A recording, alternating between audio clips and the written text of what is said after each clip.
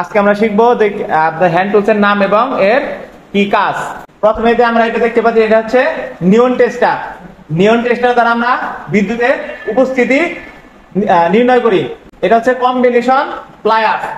এই প্লায়ার্স এর সাহায্যে আমরা যে বিভিন্ন যে তারগুলো আছে, তারগুলো টাইট করে শক্ত করে ধরার জন্য আমরা এটা ব্যবহার করব। আর এই প্লায়ার্স এর সাথে আমরা তার টুইস্ট করে থাকি। এটা হচ্ছে ডায়াগোনাল কাটিং প্লায়ার্স। এই প্লায়ার্স এর সাহায্যে আমরা যে তার বা ইনসুলেশন বা ছাড়ানো বা কাটা এগুলো আমরা কেটে থাকি। এটা হচ্ছে রাউন্ড লং নোজ প্লায়ার্স।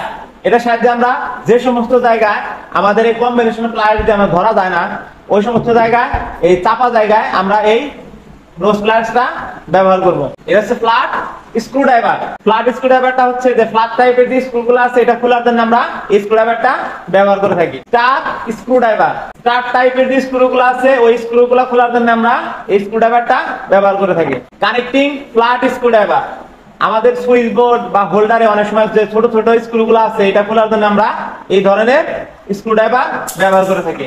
বল পিন হ্যামার, এই হ্যামারটির সাহায্যে আমরা আমাদের যে বিভিন্ন যে রয়্যাল প্লাগ বা স্ক্রু বা পোকার যে আমরা এটা আঘাত করার জন্য আমরা এটা ব্যবহার করে থাকি।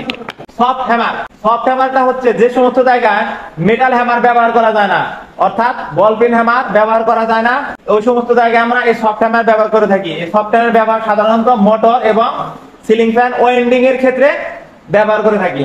ক্লো হ্যামার, এই হ্যামারটির সাহায্যে হচ্ছে আমরা লোহা দাবানোর প্রয়োজন হয় এবং এই মাথাটা দিয়ে আমাদের লোহা উঠানোর প্রয়োজন আমরা এটা ব্যবহার করে থাকি।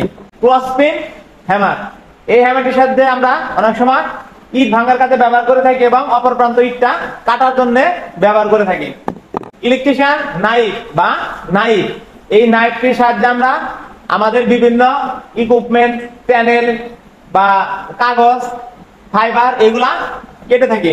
মেজারমেন্ট টেপ, এই মেজারমেন্ট টেপটি আমরা যে কোনো কিছু মাপার ক্ষেত্রে এই মেজারমেন্ট টেপটা ব্যবহার করে থাকি।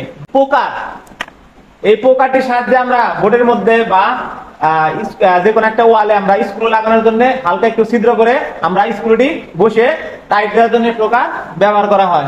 ট্রাই স্কোয়ার, এই ট্রাই স্কোয়ারটি দুইটা অ্যাঙ্গেল থাকে, একটা 90 ডিগ্রি এবং অপরটি 45 ডিগ্রি। এই ট্রাই স্কোয়ারটি আমরা আমাদের যে বিভিন্ন চ্যানেলগুলো আছে চ্যানেলের কর্নার কাটার জন্য আমরা এবং নির্দিষ্ট কোণ অনুযায়ী বসানোর জন্য আমরা এই ট্রাই স্কোয়ারটি ব্যবহার করে থাকি।